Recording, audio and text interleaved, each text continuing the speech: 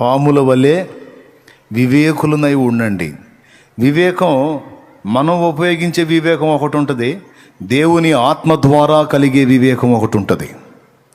దేవుని పరిశుద్ధాత్మ మనకు శక్తినిచ్చుటయే కాదు, వివేకం ఇచ్చి నడిపింపును కూడా ఇస్తాడు. దాన్ని పసిగట్టాలి మనం. అక్కడ పనితనం ఉండాలి. ఎందుకంటే లోకములో ఉన్నది ఎవరు అంటే స్పష్టంగా చెప్పాడు, తోడేళ్ళు అని. తోడేళ్ళు అంటే మనుషులు కాదు. మీరు కొంపదీసి మనుషులు అనుకుని మనుషుల్ని ద్వేషించారు. వీడు నిజంగా తోడేలే, వీడు నిజంగా తోడేలే అని మనుషులను చూసి అనుకునేవు. మనుషులు కాదు, దురాత్మలు ఉన్నాయి. ప్రతి మనిషిని కొన్ని ఆవాహనం చేసుకొని ఉన్నాయి, ప్రతి మనిషిని కొన్ని ఆవహించి ఉన్నాయి. వాడికి తెలియదు వాడు దురాత్మ పీడితుడై నిన్ను పాడు చేయ చూస్తున్నాడని. ఆ దురాత్మ పీడన వాడికి లేకపోతే వాడు నీ జోలికి రాడు. కానీ వాడు దురాత్మ పీడితుడై ఉంటే వాడు తప్పకుండా నీకు ఎసరు పెట్టడానికి చూస్తాడు. ఏదో ఒక కోణంలో నిన్ను దెబ్బతీయటానికి, చీల్చివేయటానికి, నష్టం కలిగించడానికి, పాడు చేయటానికి.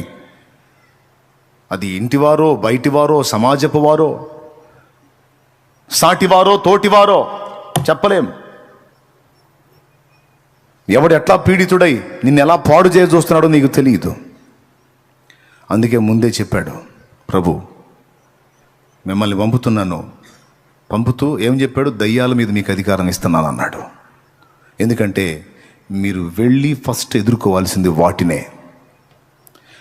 తోడేళ్ల మధ్యలోనికి గొర్రెల్ని పంపినట్టు పంపుతున్నాను అంటే మనుషులు తోడేళ్ళ?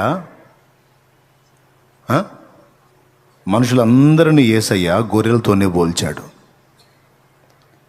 నా గొర్రెలు అన్నాడు మనల్ని. ఆయన గొర్రెలు అంటే ఆయన సంఘంలోకి చేర్చబడినవి. సంఘంలోకి చేర్చబడని గొర్రెలు కూడా ఉన్నాయి. ఫర్ ఎగ్జాంపుల్, ఇప్పుడు మనం గొర్రెలము, లోకంలో ఉన్న మనుషులంతా తోడేళ్ళు అనుకుందామా? అట్టయితే మనం కూడా గతంలో తోడేళ్ళు అని చెప్పుకోవాల్సి వచ్చింది. ఎందుకంటే ఒకప్పుడు మనం అన్యుల్లాగుండి ఇప్పుడు మనం క్రైస్తవులం అయ్యాం కదా. మరి గత జీవితంలో మనం క్రీస్తును ఎరగక మునుపు జీవితంలో మనం తోడేళ్లమే అని ఒప్పుకుంటావును.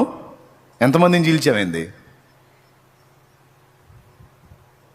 కదా. తోడేళ్ళు మనుషులు కాదు. దేవుని గొర్రెలమైన మనల్ని దాడి చేయడానికి పనిగట్టుకొని వ్యూహం పని కూర్చున్నది దురాత్మలోని తోడేళ్ళు అయ్యి. మన యుద్ధం మనుషులతో కాదు, వాటితో. ఎఫెసీ పత్రిక 6వ అధ్యాయం 12వ వచనం. అందుకే శత్రువు ఎత్తుగడని శత్రువు ఎత్తుతోని దెబ్బ కొట్టాలన్నట్టు వాడు పాము వాడు వివేకంగా అడుగులేస్తాడు. నువ్వు కూడా వాడి ఐడియాలజీని గురి చూసి కొట్టి వాడి ఎత్తుగడని చిత్తు చేయాలి బిడ్డ, జాగ్రత్త అన్నాడు. అది ఇక్కడ పాయింట్.